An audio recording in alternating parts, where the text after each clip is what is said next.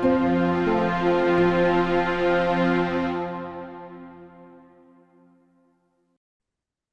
today I'm going to be speaking with Brian Leeners, the CEO of Homerun. And it's a company of particular interest to me because it's in the silica market and silicon market. And this is something I think that most of us are not paying attention to. And yet that market is more than 10 times the size of the rare earth market. Keep that in mind as we talk to Brian. Brian, good morning to you. And Good morning, Jack. Great to meet you. Same, thank you. Can you please give us a synopsis of your company, what it does, and what you hope to do? What we've done with Homerun is we've really built a platform based on a core asset, which is our high quality, high purity silica asset in Brazil. Underneath that platform, we're supporting 3 or 4 vertical integrations. The first is obviously processing the silica to higher purity for a higher price. The second is processing the silica into solar glass in the Brazilian market, which is a very large solar market. The third, we've been working with our friends at the U.S. Department of Energy, NREL Research Division in Colorado, to integrate our silica into their enduring long-term energy storage system. And then the fourth is bringing all of that together with a platform that balances the tool sets that are required when you're deploying these assets using an EMS system, energy management system, and moving that into future partners, but also anticipating that our products will be used in those solutions in the future. Have you done anything in the silicon wafer area? Yeah, we've been working with our friends at UC Davis in California. And the focus, Jack, has been to, if you want to be in the silicon space, effectively you're going to need a new way to produce silicon because the Chinese dominate and Southeast Asian countries dominate silicon for a variety of different reasons. So from our perspective, and being good corporate citizens relative to not only Brazil, but having that mandate, generally speaking, we've been working with the folks at UC Davis to use what are called thermoelectric techniques. In other words, using electricity to do the heavy lifting that's historically been done by hydrocarbons. And so we're looking at ways of using electrical energy in order to not only purify our product, which we already made an announcement on, but to advance our product directly to silicon and advance our product into mixes like silicon and graphite, which is silicon carbide. Okay. I have to tell you that I suspect that I've been involved with ultra-high purity silicon longer than you've been alive. I began work in it in my first year in graduate school in 1963. Okay.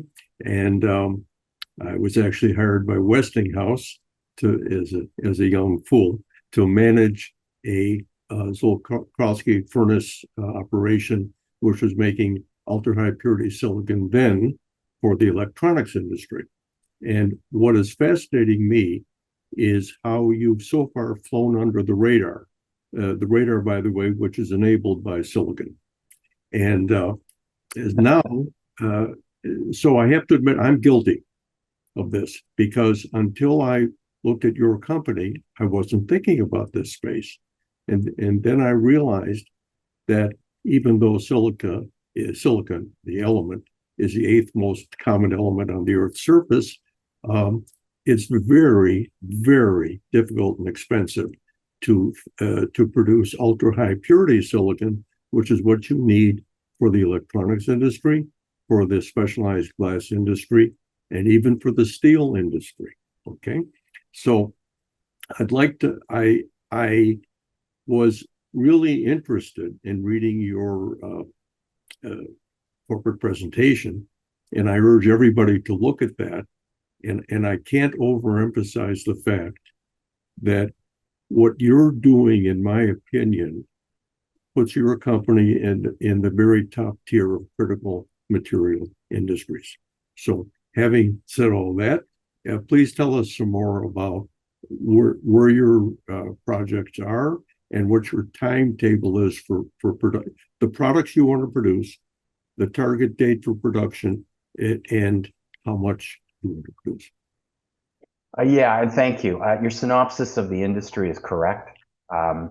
Along with the energy transition, we're going through a materials transition, and I think we're going to see plenty of advancements in the material space, especially with entities out there using artificial intelligence to speed up those results. It used to take a long time to produce new materials, and with artificial intelligence, you can speed up that process. As far as products we're going to produce, first product is silica. Our preference is to always use our own product. In the industrial material space, if you're using your own product, you're getting better margin. You know what I'm talking about. Whereas if you're selling it as a raw commodity or even an upgraded commodity, you're making lesser margin, generally speaking. Our target in the processed silica space is to get our product to 99.99 plus. That's when you start to work at the top of the pyramid. So that's our goal. We've achieved that. We've achieved that at UC Davis. We've achieved that at NREL. And we've achieved that with our friends at Dorfner Anzaplan in Germany, who are working on the process flows and the equipment capex relative to building the processing plant in Brazil next to the resource.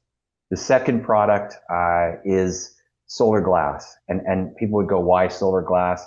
The reason why is because silica is the biggest component of solar glass. So interestingly enough, if you take silica out of solar, you have no solar left, because it's the basis for the silicon, but it's also the basis for the heaviest component of solar panels, which is the glass. And the glass will live beyond silicon, if people know what I mean, relative to what's going on in solar with perovskite. So we focused on that. One of the reasons we're doing that is because we have that quality of silica in our resource. Literally, it can go straight from wash and sort plant into the furnace of a solar glass plant. That would make us the producer of the best quality solar glass in the world from a purity perspective. Chinese dominate that space, but they're using lower quality silica to dominate.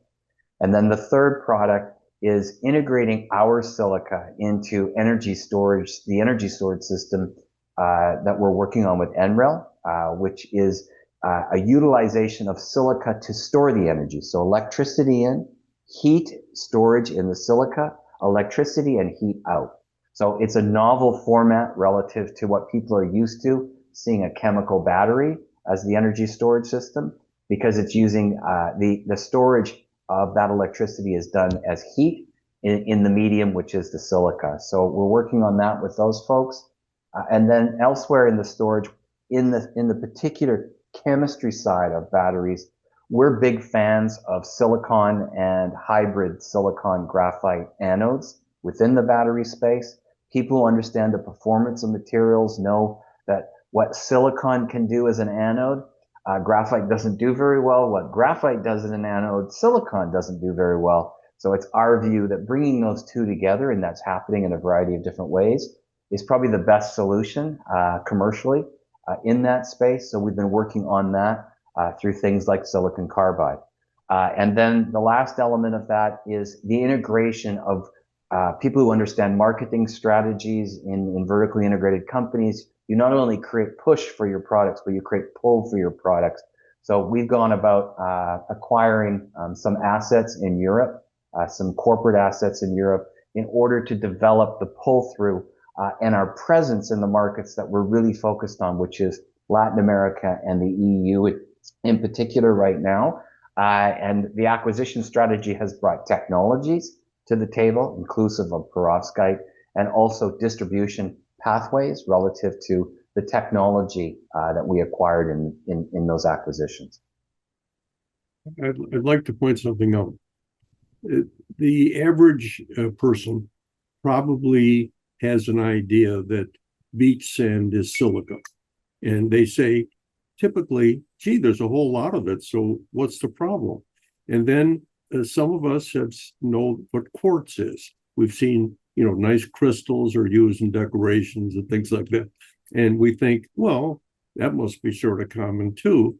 And what they don't realize is how energy difficult it is to get from that stuff to the materials that are used for semiconductor bases, as you say, solar glass, particular specialized minerals like perovskite and synthetic perovskite.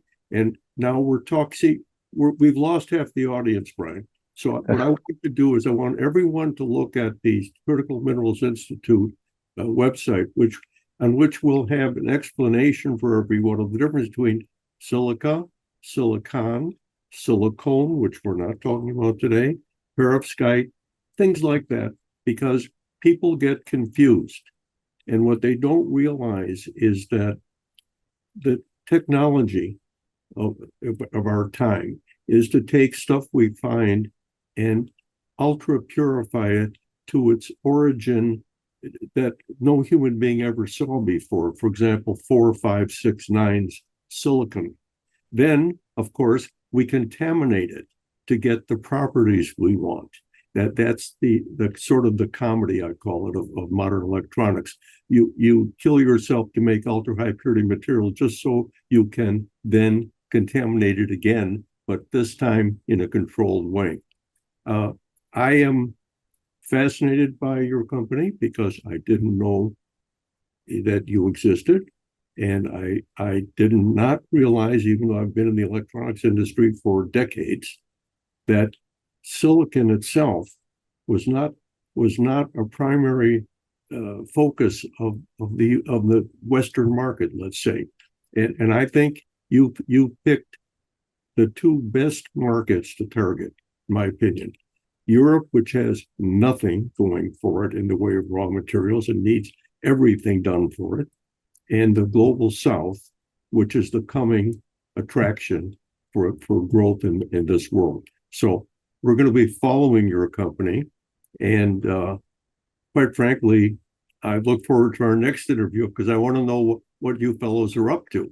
It takes me back to the good old days when I didn't worry about anything except keeping a job.